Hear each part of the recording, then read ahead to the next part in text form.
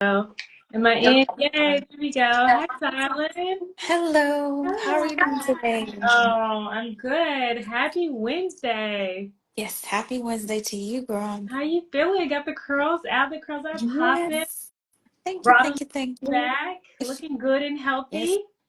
yes. I'm feeling okay today. How are you Yes. feeling today? I'm feeling good, so it's been an amazing week. I spent some time away last week. I was at Bowie State. In a policy program Oh, there. yeah. So yeah, so I was working on that. I'm happy to be home. Yeah. Good. I'm Mm-hmm. back home as well. I think last time we met, I was in Florida, Yeah. my grandmother for the week. So now I'm back in Charlotte and life is going pretty okay this week. So Good, good. How was your time with grandma?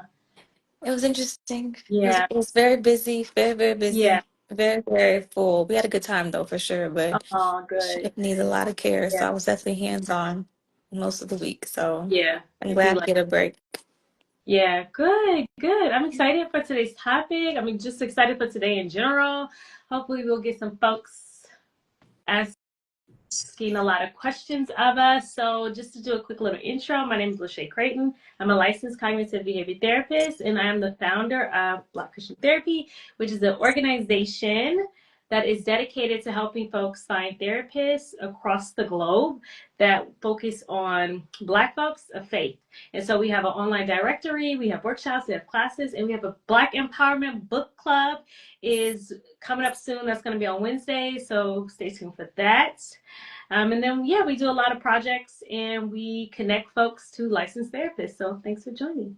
Yes. And me, I'm Crystal McDowell, owner of Hill, that's up-to-date counseling services operating out of North Carolina, working with Black women going through traumatic life events. Right Mm-hmm. now, we use EMDR to help women Yeah. heal in a different way. EMDR is a very intense and brain method of healing that works to get to the root of the problem and actually have a transformative experience and experience healing. So, Mm-hmm. Yeah. Chris,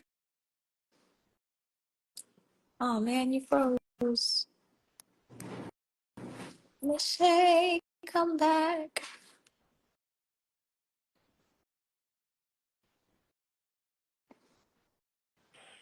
All right, there oh, you are. You froze for a second. You said, okay. Crystal, I'm back, and then it froze. So what'd you say? Well, I'll start again. I was saying that I love how you describe it as Black women going through traumatic events. Hmm. That's a very interesting way to describe it because so often you hear Black people say, or people say, especially as it pertains to Black people, going through trauma.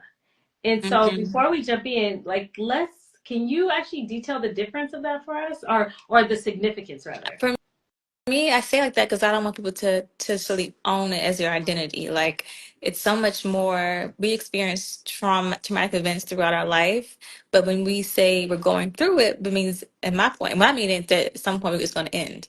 So you may experience trauma at age 22, but by 32, we're going to hope to find some conclusion to this traumatic event you Mm-hmm. experience at 22.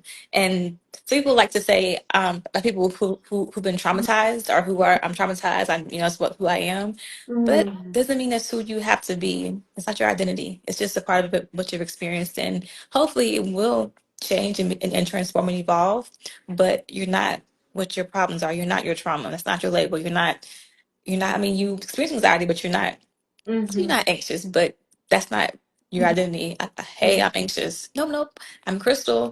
Mm-hmm. Sometimes I have anxiety. Mm-hmm. Sometimes I don't, but that's not Mm-hmm. who I am in my core. It's just a part of what I experience in my life. So Mm-hmm. that's why I say it like that. Yeah, that's amazing. Thank you for kind of detailing that. I think it segues into, in part, what we're going to talk about. We're going to talk a little bit about mental health, but I think it segues into how, when we don't know how to hold that duality, how it Hmm. manifests in our health. It manifests in our mental health, right? That Hmm. if you say you're a being going through life and things happen, then you're a being going through life and things happen. But if you say that you are a person experiencing trauma, then you're highlighting that life comes and you Hmm. sometimes experience trauma, right? But when you say traumatic, like I have trauma, yeah, Hmm. you own it. It's yours. Yeah. You can't move it around. It ain't too much you can do with it. Nope. It becomes your identity.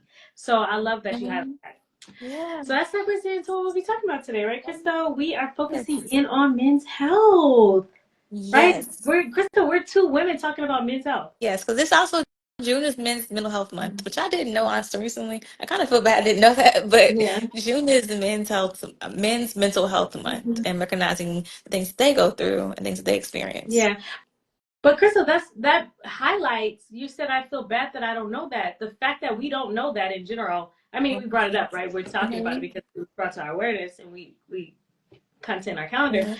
But the fact that we're mental health therapists, and a lot of people don't know that. Mhm. It Mhm. segues into how men don't have the same outlets for taking care of themselves mentally. Right. It's almost like it's shown like, oh no, the men must be strong, must be this, must be that. And it's like, no, you have problems too. You don't have to Hmm. always hide them. Hmm. I think our culture focuses a lot on Black women healing, and Hmm. we have our like sister circles and our Hmm. retreats, and it's all about us pouring into each other. Right. We're here for each other. But the men sometimes don't have that much support. Hmm. They have some Hmm. brotherhood things going on, but it's still very much, macho man. Taboo. Yeah, it's very taboo now, but I'm glad to see that they're starting to do a lot more of it with a lot more black men mental health professionals coming on that are Hmm. really making space for the men to say how they feel, because Yeah. it's not talked about at all. It's always just be quiet, we'll be fine, Hmm. we'll push through. Yeah. It's not always the case. Yeah. And being strong, right? Something that comes to mind is the concept around how men externalize their mental health challenges, right? From the data, Mm, you know that men most often will say things like, my stomach hurts, or they'll say they're having back pain. Through and through in the data, yeah, when men are having mental health crises, that's how it will, somatize. So it's mm-hmm, important that, people identify the Black men in their lives and the men who, I'm sorry, Black, identify some of the things that they may see with the Black men in their mm-hmm. lives. And sometimes they'll tend to isolate as well and shut down, Mm-hmm. so you don't even know what's going Mm-hmm. on. I think that's often because Black men aren't taught the words, the verbiage to say I feel whatever, whether it's Mm-hmm. happy, sad, angry. It's just somehow it always comes out as rage, the anger. That one I see a lot, but Mm-hmm. usually it's not like, oh, I'm disappointed or I'm frustrated or I'm Mm-hmm. sad or I'm, just hurt. It's anger. It's that the wall is up, Mm-hmm. ready to fight, because anger, anger usually masks another emotion, which could Mm-hmm. be sadness, disappointment, but anger is easy to express. Like I'll be angry, I'll fuss and I'll cuss and I'll yell and scream because that's how I feel, but Mm-hmm. it's not how but behind that anger, then what's really going on? Because Mm-hmm. this moment doesn't cause this reaction. And sometimes anger feels safe, right? Hmm. Anger can feel safer Hmm. than sadness. Anger can feel safer than grief. Anger Hmm. can feel safer than expressing, choosing words to express Hmm. yourself, right? So Hmm. anger sometimes is not so much about rage in the sense of you just decided to rage. Right. Sometimes it's the inability for whatever reason, or capacity. Sometimes we're calling things inability. People have the ability, it's just they don't have the capacity and they might not have the safety and the Yeah. resources in place to be able to express their needs. Yeah. And I'm wondering, when Black men cry, like that's not Mhm. even common. Like I'm trying to think, like even in media and movies, it's very rare to see a Black male crying unless it's Mhm. like involving a death, Right, right. yeah, a death or And a fight maybe. even in death, it's generally like a child, right? It's not even like Hmm. the ability to grieve common life experiences. Hmm. It's almost like they have to fight back their tears. I'm like, well, why are you fighting them back? Let them go. We don't have to Mhm. fight these tears Mhm. back. But Mhm. someone along the lines, somebody said it wasn't safe to cry, and so they had to Mhm. hold it in the Yeah. throat or cry Yeah. in the shower or whatever it Yeah. may be. But it's interesting. Yeah. It reminds me of the knowledge, I guess I will call it, that we have different proteins that make up our tears. The Hmm. tears of joy, tears of laughter, tears of Hmm. pain. Hmm. They have different. They're made up of different proteins, Hmm. right? Which embodies that they're unique. That crying in and of itself and the ability to cry and produce a tear is really Hmm. unique. Not Hmm. every species can do that. I didn't know that, really. Yeah, it's amazing, right? I've also heard that when we cry, certain emotions or things are released in those tears. Well, then, not emotion, hormones are released Yes, absolutely. That's in the right. tears, and Hmm. that helps us feel Hmm. better. It's like it's a Absolutely. release. Yeah, therapeutic relief. Yeah, and a psychological therapeutic relief. It also brings me, Chris, you said something so powerful that somewhere along the route of life, the life course perspective, Hmm. they were taught, men particularly, they're males, that crying is not safe. Yeah, don't cry. Be quiet. Shut them Mhm, tears. Stop mhm, crying. Like somebody told them to not cry because mhm, crying is quote unquote weak. It's not mhm, strong, but actually it's so much strength to being mhm, vulnerable. mhm, But in society and media and culture, when you see a black man crying, it's what's wrong mhm, with him? What's going on? Like it's not mhm, like a comfort. Like let me go see what this man needs. It's most like he must be going through a mhm, lot, and then just kind of give him the space, give him some time. But mhm, they actually need you more. So the fact that the man is vulnerable in front of you shows that they may need you more than someone mhm, who's not crying in front of you. mhm. Yeah, and it can go the other way too, where they, well, media particularly, will portray it in a weak way, right? It's like Mhm. they don't, there's, like you said, I love that you said that there's strength in being vulnerable, there's strength in being honest about your needs, there's strength in crying if that's the emotion that you feel, right? But it Mhm. can be portrayed in media in a way that is not conducive, obviously, to the way that Black men particularly may identify. Yeah, it's just taught to just be quiet, just kind Mm-hmm. of push through it. But Mm-hmm. also, crying isn't the only way to express your emotions. It's just one of many ways. But Mm-hmm. that one I could think is the most kind of just like taboo. Oh no, you can't cry. Don't Mm-hmm. show any tears. Just let me. It's almost like crying is tied to like a little bit of shame. Like I'm Mm-hmm. embarrassed if I shed a tear. Like oh no, then you know that I really care. Mm-hmm. Yeah, actually, like Mm-hmm. I'm not sure where the shame piece came into it, but it's just some shame Yeah. of like, oh, let me go in the corner and cry. Let me go over here and let me just kind of take time away from the community that probably could help me and really grieve whatever I'm Whatever. going through versus actually Mhm. sitting with it in community and let them Mhm. help you heal through it because that's really where the healings come from. Yeah, yeah. Well, let's talk about that aspect of shame, right? Like shame is something, it's something that can be, oh, we have, hey, Esther. Esther's here with us. Hi, Hey Esther. there. Joining us. The concept of shame in general, right, Mhm. is a weight that you're holding. The person who experiences the shame might not be the person that the shame comes from. The shame could be projected, right? That's what we call in counseling psychology introjection projection. Mhm. The shame could be something that you've developed, like Crystal says, somewhere along the life course trajectory. You've picked it up, but it doesn't mean that it's yours. Shame Mhm. has an interesting way in which it shows up. Mhm. Sometimes people, I read a study that moms, when they change their baby diapers, they can teach their children shame. Mhm. And if you think Really? about it, when you're changing diapers, you're like, oh, holding your face and all this. And so the baby is only mimicking. So the baby could pick up Mhm. shame around pooping, right? So even when my kids are much smaller, they Mhm. would go in the corner and kind of poop, right? Oh. That concept that, yeah, Mhm. but it's the concept of like needing to be covered, right? I Yeah. think of Adam and Eve, they felt shame. They were naked and afraid in the Garden of Eden, right? Mhm. And they needed to be covered. So they covered themselves. They didn't Mhm. have previously have a concept of it. So you're absolutely right, Crystal. Those things have to be picked up. They're not something that in and of Mhm. itself, when we're in our divine state, that is Mhm. something, Yeah. right? It's something that we pick Yeah. up. So where do you think we get shame from? Well, where do you think the men get shame in regards to their emotions? Because a lot of men are ashamed to express any emotion. It's like I can't Mm-hmm. be vulnerable. I can't be Mm-hmm. safe, and so I have to almost hide or Right. isolate or like push, suppress, and depress my Mm-hmm. emotions so that I don't feel them, so you don't see them, and be this super strong man for whatever reason. But I'm wondering, of course, where did that? Who taught men to be ashamed of their emotions? Mm-hmm. I guess I think about it in two different ways, societal wise, right? There's Hmm. something that's pushed up on us. And outside of that, it a lot of times when we're talking about shame and it being taught, especially as we're talking about adolescents or developing youth, Hmm. it's projected from parents in large part or main caregivers, right? Because you can't handle something, it becomes projected onto the child, right? I thought Hmm. about one of my neighbors whose um, child, I'll say, has autism. Hmm.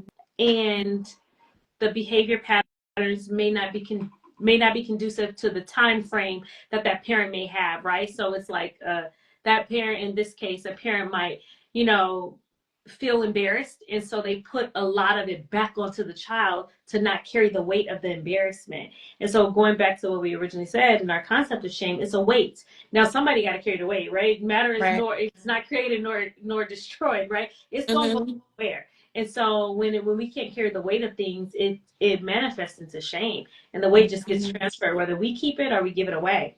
Wow, that's amazing. Hmm. That's true. It's so true. So so what are some tips that we can give to men to help them process I don't know, just general mental health tips or mental wellness for them Yeah. because that's not talked about beyond, of course, go to therapy, Hmm. but like if therapy is an option right now, what are things they can do on their own to kind of help their own mental health daily be Hmm. well? Hmm.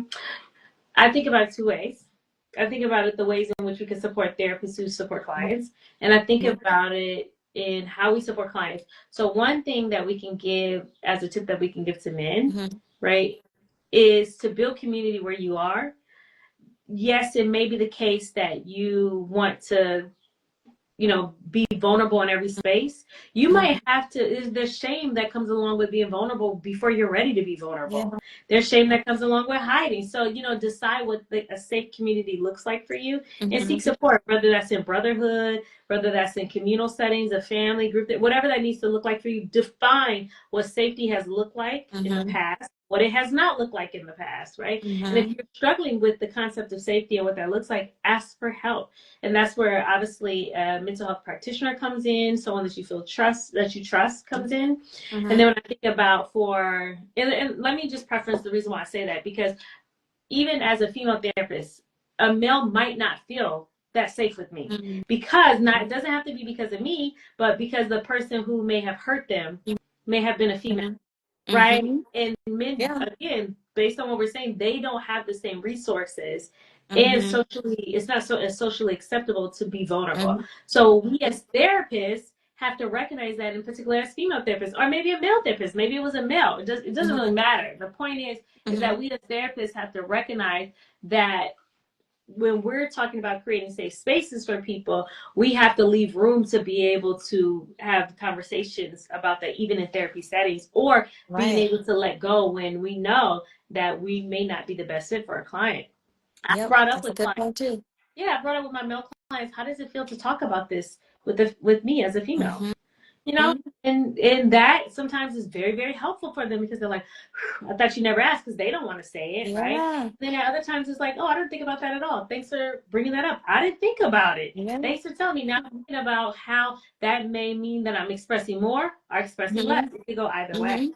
Yeah, and some clients may intentionally seek out a female therapist because they do find comfort in Mm-hmm. that space, which is not a bad thing. It's actually great. But I'm also wondering, like, when you confront um, sometimes just what I've heard, male clients avoid male therapists because sometimes it's too familiar. It's too like, okay, I don't want anybody to see me that much. I don't want to be Mm-hmm. seen. I just want somebody to hear me. But when someone is almost like a mirror to you, it can be like, oh, they know, like they can see through Absolutely. me. And that happens not only with men, but also with Black people in general, going to Yeah. Black therapists and feeling like, oh, we're too close, too familiar. We're getting like the boundaries get a little bit blurred sometimes. Like, oh, Mm-hmm. you're my homegirl. Oh, not your homegirl. Mm-hmm. Gotta make sure you have those clear defined lines Mm-hmm. there. But it's very important to make that known. Like, Mm-hmm. hey, heads up. Even with me, I work with Black women. So when I get a Black male that kind of seeks me out, I'm like, okay, well, you know what my background is. You know what my training is. Why are you here? Mm-hmm. What's Yeah. the intention here? Not that Yeah. not that I Of won't see you, I definitely will, course. Yeah. but I definitely want you to understand that this is what Mm-hmm. my background training is in, and also what your experiences is too. Mm-hmm. So make sure that we're aligned and I'm on the same page. Yeah. Yeah. That's the perfect way to close out, Crystal. Alignment. Hmm. That's it. Alignment. Alignment in every capacity, right? Because when you're out of alignment, everything is hard, everything is dragging, right? Hmm. Whether it's with a therapist, with a friend, in relationship, we have to stay Hmm. in alignment. Hmm. If it's not aligned, you will know. You'll You know. can tell.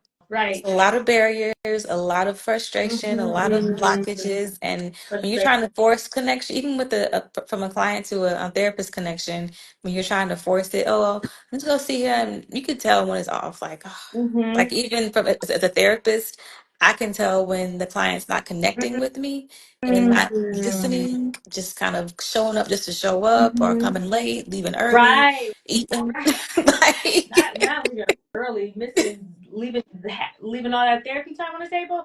So I have clients that arrive the last 15 seconds, like every drop. yeah. Folks is getting what they came for, which is wonderful. Yeah, Right. but when So it's not aligned, it doesn't flow that easy. It it gets doesn't feel that easy, right? hmm Right. So I think that would be like the largest tip that we can give those seeking therapy and of course therapists.